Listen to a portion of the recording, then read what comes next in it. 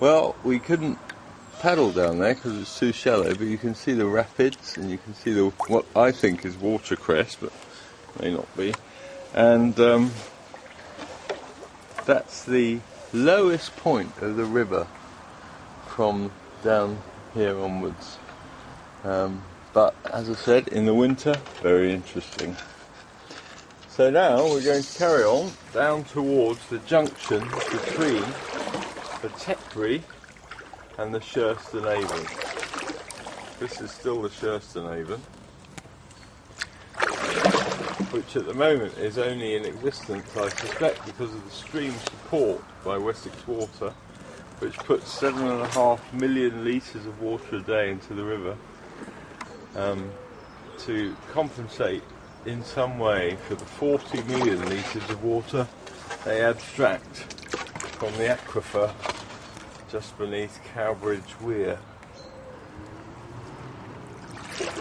But as the nice man from Wessex Water said, they tested it and it's a sustainable model. So here, it's a sustainable model. This bit of the river is often very full of big fish, which is something I probably shouldn't tell you. And the chestnut tree is a bit overgrown. There's a bit of black plastic caught in one of the trees there, which of course plastics never ever disappear,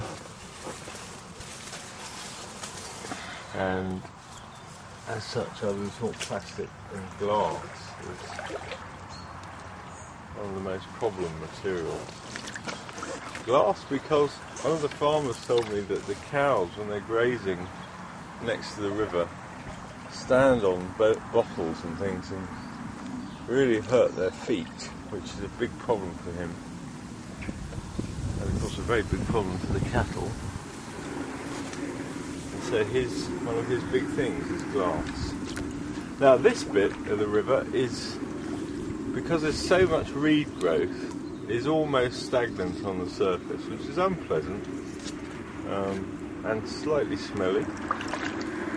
And we have things like dead rats which float here for a while and progressively get bigger and bigger. This reed bed here in the high summer, it's dried it off a bit, but in the high summer this is completely, there's just a tiny channel down the middle, which is where we're going now. But in the high summer you really couldn't see anything except reeds. It's only died off in the last 2 or 3 weeks. And the water itself, the underlying water level here at the moment is only about a foot deep.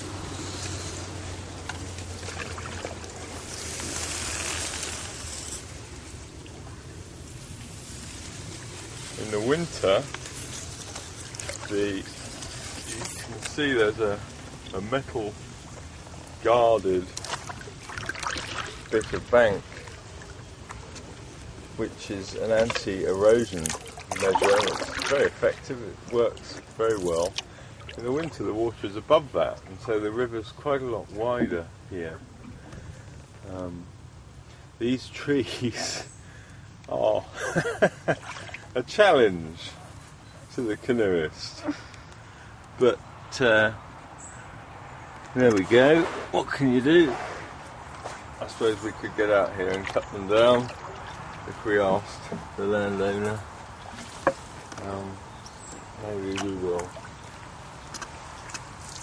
And this is a pool which is the confluence of the Tetbury and Shurston Avon. The water here is at the moment about 4 foot, maybe 5 foot deep. The Shurston Avon goes up past that big chestnut tree over there, and part of the channel runs under the mill, the old mill, Wynyard's Mill, runs right under the mill. And I don't know whether they have, but it would be a fantastic opportunity, a hydroelectric contribution to the grid, which I'm sure would be a fantastic idea, and much, much more powerful than wind in the winter. It must be going like a big clappers. Anyway, this bit here, there's a big growth of reeds right across the middle of the river. Again, these are slightly past their peak. They were slightly more impressive a couple of weeks ago. They're just beginning to die off. The moorhens and I think I've seen the ducks do it too, weave the reeds into a thatched nest, which is a lovely thing to see. So I don't think we want to get rid of all of it, but it'd be nice to get rid of some. Anyway, the only accessible channel remains this side.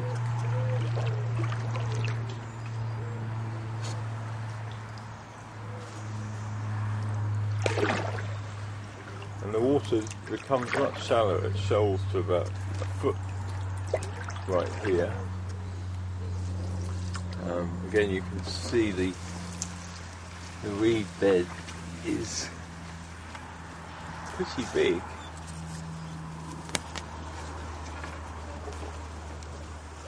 But you can see the reeds are just dying off now, changing colour.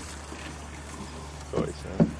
How? I just hit the cameraman's head with the paddle, which is an occupational hazard. Now, this, if we turn round, we can see how big the reeds are and how much of the river they take up. There we are, and we are between two of our local swans. Here comes Mr. Swan, I suspect, and Mrs. Swan is in front of us. Now this could cause a little bit of trouble. The swans know me very well, but I think we'll let them get out of the way, because I don't fancy going swimming today. So I think we'll keep this side and let the swan go past. That's it. Now you can see that there's a lot of reeds here. Again, in the winter, this is just a big wide channel. There's nothing in the way. It's a clear channel of water. Obviously in the winter it's much higher. It's up to the top of that grass bank and going like the clappers. But right now, the only channel left is this channel here.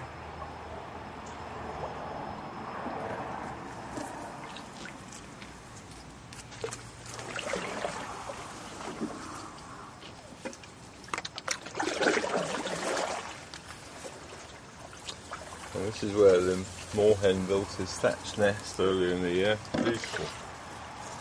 Lovely. And they had successful brood. Now, if we look to the right,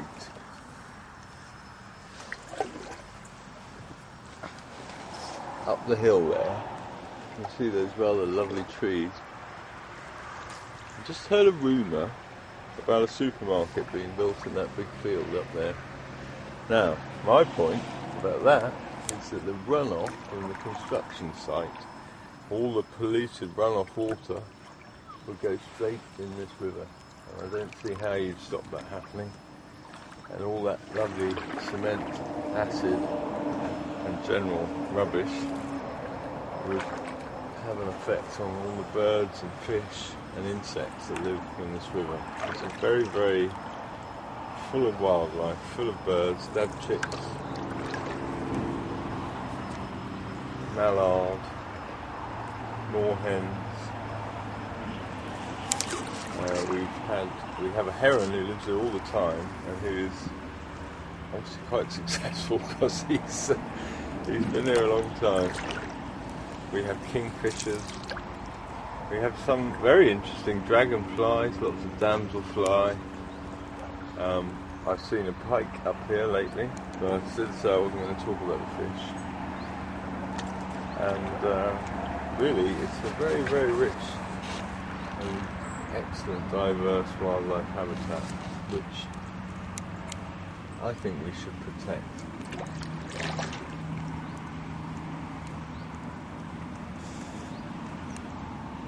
Now,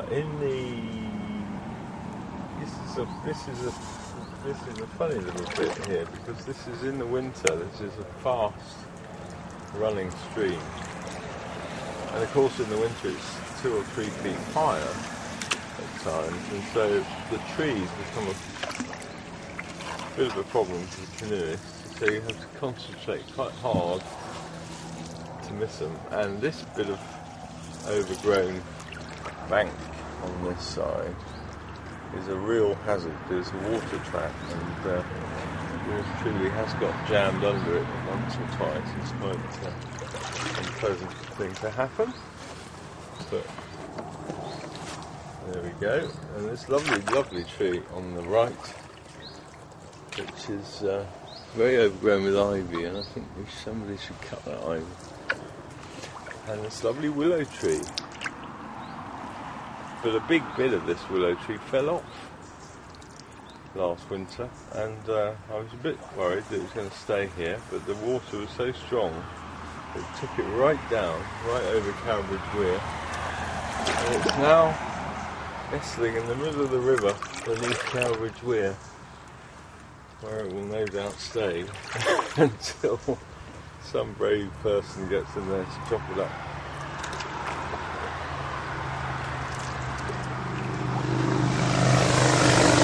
There's a bit of a tree chop that somebody cut off and ended up down here, stuck in the middle of the river.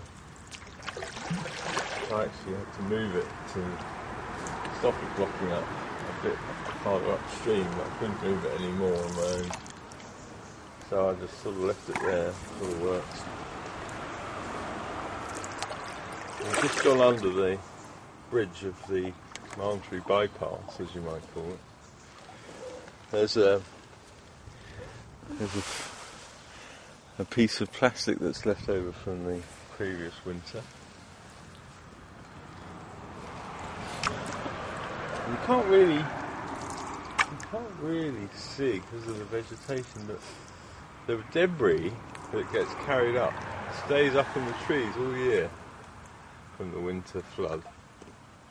Now, this bit is like the most overgrown bit on this stretch, and you've got lots of everything really.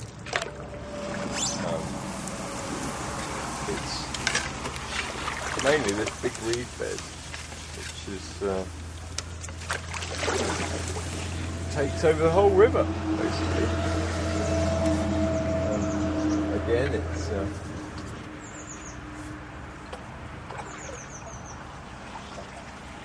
in the winter, this is an open channel of water that is, 30 to 40 feet wide. But this reed bed starts to take a grip in April, and most of the summer, this is it. And as you can see, it's really effectively blocked. And the dripping canoeist has to pedal quite hard.